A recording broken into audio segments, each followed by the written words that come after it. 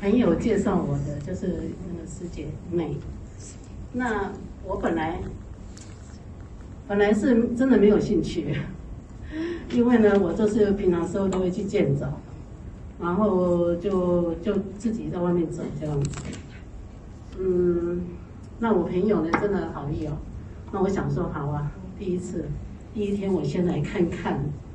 然后第一天我就想说，我不喜欢的话我就不来了。但是我上了第一天以后有感觉，就是还蛮喜欢的。然后第二天更那个了，更喜欢了。为什么呢？我觉得老师教得很好，然后我很认真学，我是真的很在认真听、认真学，因为我知道我自己也有毛病。但是你说靠药，有时候又觉得说，还是学一些可以自己帮助自己。所以昨天呢，其实我现在要讲的就是说，我最近每天哦，睡觉前都会喉咙很干，然后也可以咳嗽，然后就没办法好好睡觉。所以我就没办法了，我没办法好好睡觉，我就去拿喉糖含在喉咙，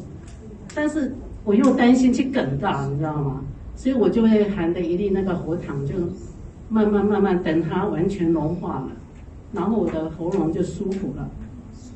然后也觉得，可是这个又不是办法，我每天都要含那个喉糖哦，是对牙齿真的很不好，因为它有点糖分。那么昨天我上完课以后，我昨天晚上就想试看看，我就用这一只手按住我的喉咙，然后我也不含喉糖，我想试看看，因为昨天跟老师学了这一堂课以后呢，我就觉得说我试用看看，如果真的是有效的话，我真的服了。所以呢，昨天我真的试了以后哈，很奇怪，我的感觉就觉得怎么不干了，真的我不干了，然后慢慢觉得我也不咳了，然后我就这样含着哦，就这样 hold 着，就这样按住，这样子躺在床上，然后慢慢的就觉得都没有那种感觉，都不舒服，没办法睡觉。然后呢，今天下午我有听到几位学友在咳嗽，你们可以试看看，用这样子按住你的喉咙。我刚才其实下午我也在咳，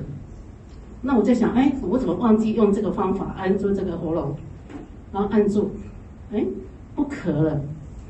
所以我是觉得这个方法真的是还蛮有效的，所以这是我的感受，我跟大家分享。谢谢。